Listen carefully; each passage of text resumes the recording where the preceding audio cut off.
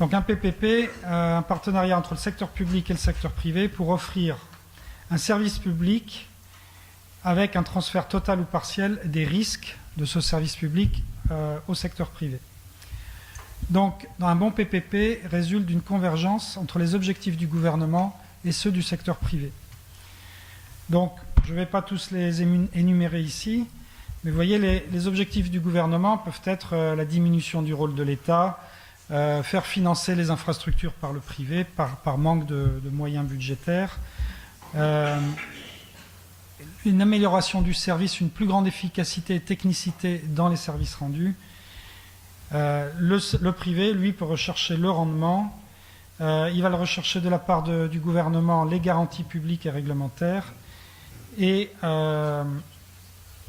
fonctionner dans un cadre réglementaire clair. Donc, quand ces deux listes d'intérêts s'alignent, vous pouvez faire un partenariat public-privé.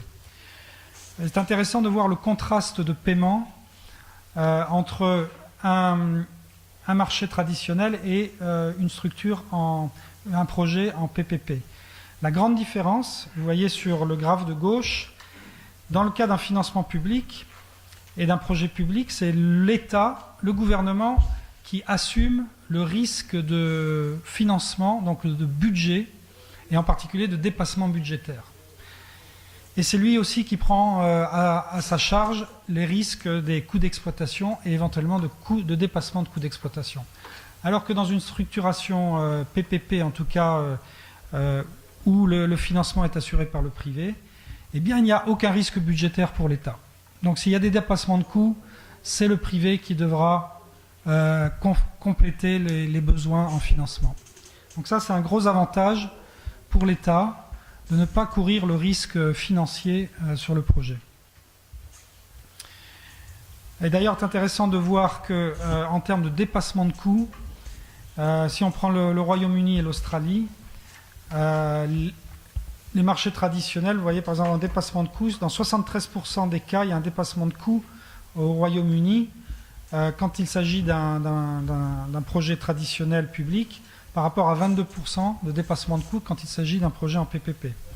Retard de livraison, à nouveau si on prend le cas du Royaume-Uni, 70% dans le cas d'un marché traditionnel, 24% dans le cas d'un marché PPP. Bon, c'est un exemple parmi d'autres, mais c'est pour illustrer comment ce risque est mieux géré souvent en PPP. Bon, je vais passer rapidement là-dessus. Donc on a mentionné les différents risques. Ah, il était... D'accord. D'accord. Alors, pas de problème. Très bien. Donc il y a les mythes et réalités. Ou les mythes, ou comment les préoccupations et comment ces préoccupations peuvent-elles être prises en compte et réduites par une bonne démarche, une bonne organisation. Bon, l'augmentation des tarifs. Donc là, on parle de vérité des coûts. C'est là l'intérêt des PPP, c'est qu'on met tous les coûts sur la table. Alors qu'en public, les coûts sont cachés.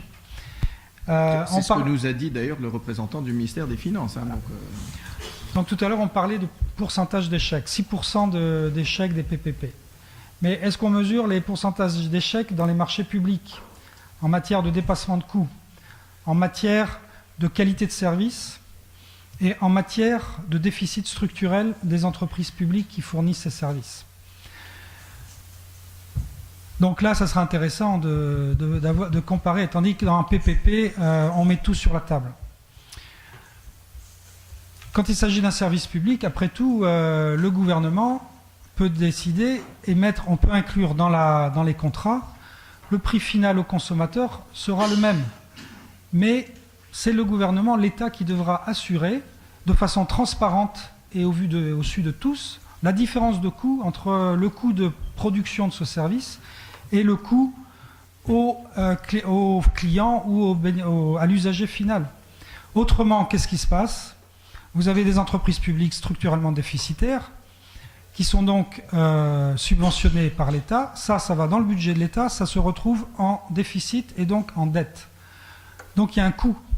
Donc si ce coût il est différé ou il est transformé en dette supplémentaire, c'est un choix politique, c'est un choix de gestion des finances publiques. Mais au bout du compte, la question c'est quel est le coût réel du service. Et l'avantage du PPCP, c'est de pouvoir calculer ce coût réel et ensuite de décider comment se répartissent entre le public et le privé ce coût.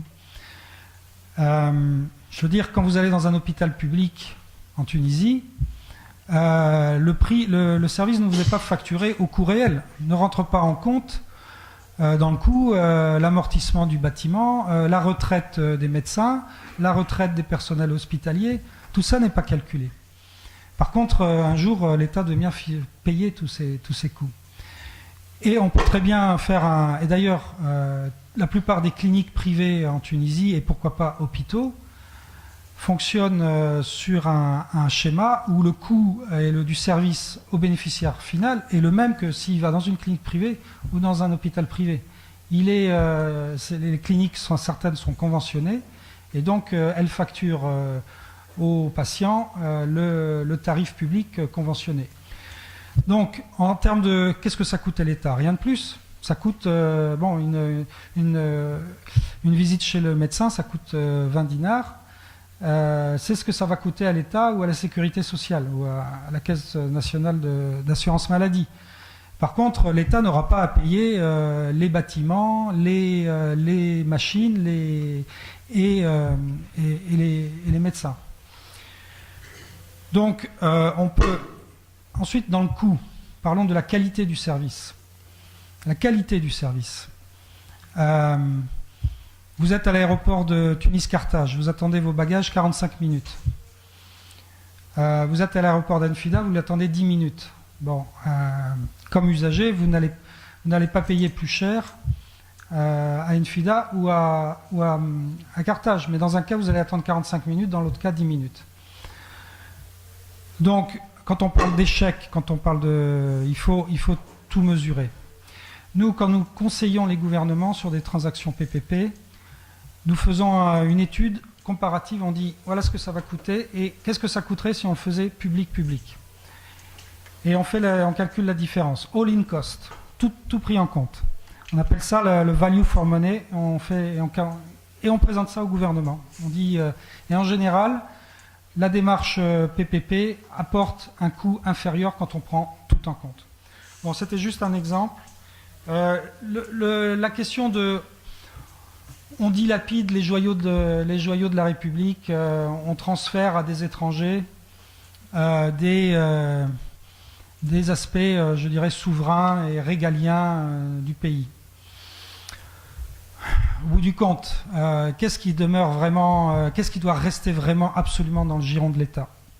C'est une question qu'on peut poser, mais bon, j'imagine qu'on ne va pas privatiser l'armée, on ne va pas privatiser la diplomatie, mais bon, pourquoi pas la distribution d'eau, pourquoi pas la distribution d'électricité. Avant de venir ici, j'étais dans les Balkans. Au Kosovo, on a privatisé la distribution d'électricité. Et par là, on a fortement amélioré le taux de recouvrement des factures. Parce que le gros problème des entreprises publiques d'électricité, c'est qu'elles ne se font pas payer par les autres entreprises publiques. Et qu'elles ne vont pas aller couper l'électricité à l'autre entreprise publique. Une gestion privée permet a priori d'être un peu plus efficace sur ces questions-là et donc de défendre au mieux les intérêts de l'État.